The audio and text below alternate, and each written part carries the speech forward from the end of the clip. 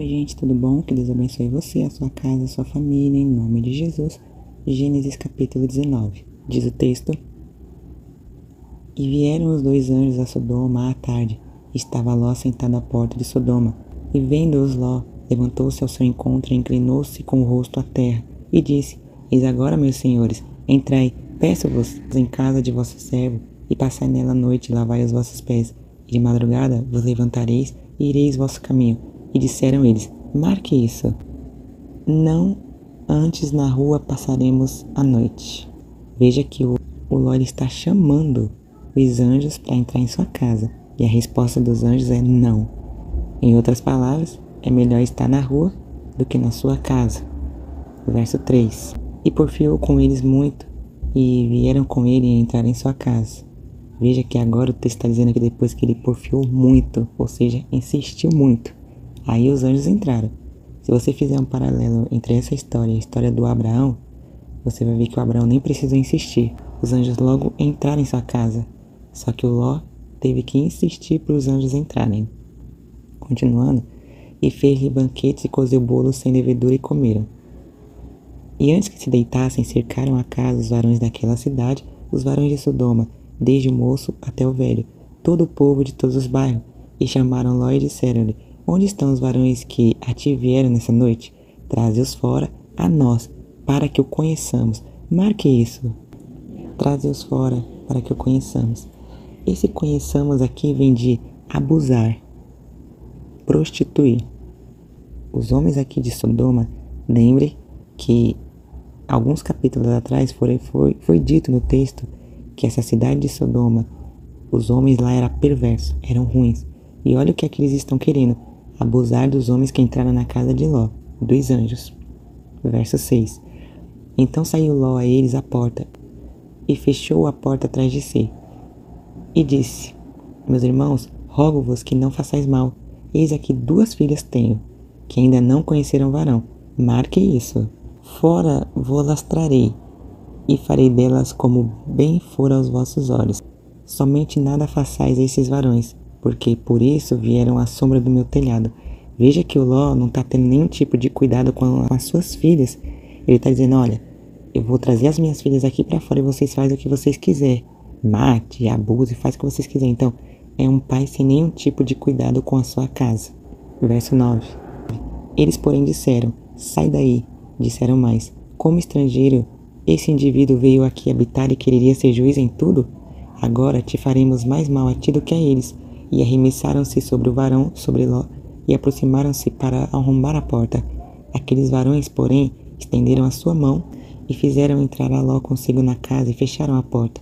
E feriram de seguir os varões que estavam à porta da casa, desde o menor até o maior, de maneira que se cansaram para achar a porta.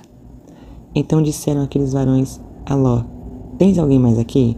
Teus genros, teus filhos, tuas filhas e todos quanto tem nessa cidade, tira-os fora deste lugar, pois nós vamos destruir este lugar, porque o seu clamor tem engrossado diante da face do Senhor, e o Senhor nos enviou a destruí-lo. Então saiu Ló e falou a seus genros. Preste atenção, o Ló agora ele vai falar com seus genros. E olha o que ele vai dizer aos que haviam de tomar as suas filhas, e disse: Levantai-vos, sai deste lugar, porque o Senhor há de destruir a cidade. Olha a resposta dos genros do Ló. Foi tido, porém, por zombador aos olhos de seus genros. Então os genros não respeitavam Ló. Ló não tinha respeito dentro da sua casa. Verso 15. E ao amanhecer, os anjos apertaram com Ló, dizendo: Levanta-te, toma tua mulher e tuas 2 filhas que estão aqui, para que não pereçais na injustiça dessa cidade. Ele, porém, demorava-se, e aqueles varões lhe pegaram pela mão, e pela mão de sua mulher, e pela mão de suas 2 filhas, sendo-lhe o Senhor misericordioso, e tiraram-no, e puseram-no fora da cidade. E aconteceu que, tirando-os fora, disse: Escapa-te por tua vida, não olhes para trás de ti, e não pares em toda esta campina. Escapa lá para o monte, para que não pereças. E Ló disse-lhe: Assim não, Senhor, eis que agora o teu servo tem achado graça aos teus olhos, e engrandecestes a tua misericórdia que a mim me fizeste, para guardar a minha alma em vida. Mas não posso escapar no monte, pois que tenho medo que me apanhe este mal e eu morra. Eis agora aquela cidade está perto, para fugir para lá, e é pequena.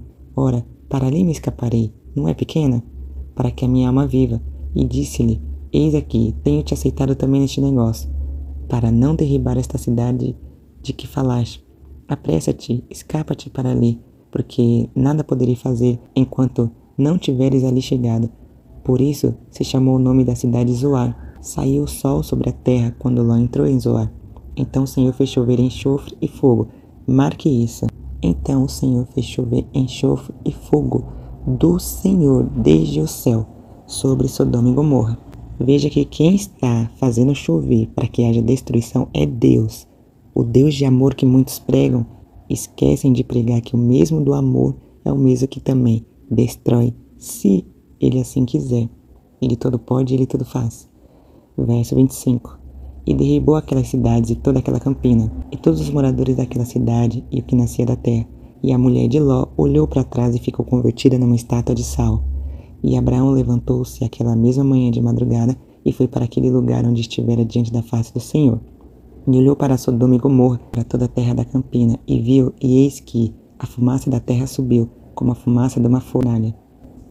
E aconteceu que, destruindo Deus as cidades da campina, Deus se lembrou de Abraão e tirou Ló do meio da destruição, derribando aquelas cidades em que Ló habitara. Veja que o Ló só está sendo livre porque Deus se lembrou de Abraão, que intercedeu por ele, lembra? Verso 30. E subiu Ló de Zoar e habitou no monte, e as suas 2 filhas com ele, porque temia habitar em Zoar. E habitou numa caverna, ele e suas 2 filhas. Então, preste atenção. A primeira disse à menor: Nosso pai é já velho, e não há varão na terra que entre a nós, segundo o costume de toda a terra.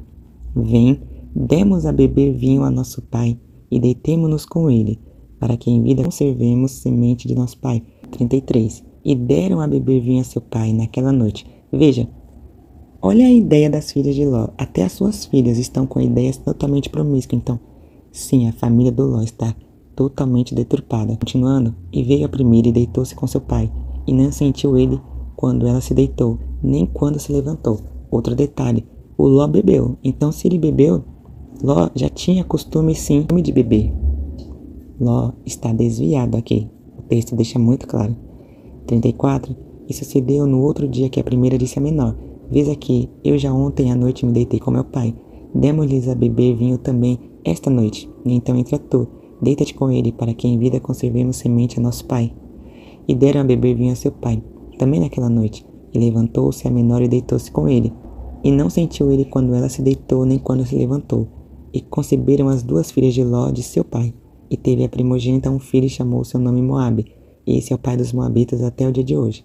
E a menor também teve um filho, e chamou o seu nome Ben-Amim. Este é o pai dos filhos de Amon até o dia de hoje. Esse capítulo 19, resumidamente, mostra um detalhe bem importante logo de cara. Deus não habita em casa profanada. Veja que Ló tem um lar totalmente corrompido, verso 2. Ele não se importa com os filhos, ou as filhas, né? Verso 8. O Ló, ele não tinha mais autoridade sobre o seu lar, verso 14. A partir do verso 33, o Ló não tem mais nenhum tipo de controle. Verso 29, Deus, ele só vai guardar essa família, porque teve um Abraão que intercedeu por Ló. Então veja, há um casal aqui, porque Ló era casado antes da sua esposa virar estátua de sal. O Ló também não tinha controle sobre a sua esposa. É só a gente parar e pensar. A mulher não obedeceu nem a fala dos anjos. Então certamente ela também não obedeceu ao seu esposo, o Ló. Então Ló é um pai e um marido que falhou. E infelizmente também existem muitos pais que falham nos dias de hoje. Seus filhos estão se corrompendo dentro de suas casas, dentro de seu lar. E os pais fingem que são surdos e fingem que são mudos. Não falam, vê que estão errando, mas não corrigem. É como se tivesse um certo medo. Mas a Bíblia me ensina que o pai que ama, corrige. Então se você não corrige, não disciplina seu filho, você não ama. Você está mostrando para ele que você não ama, não zela pela sua vida e nem pela sua alma.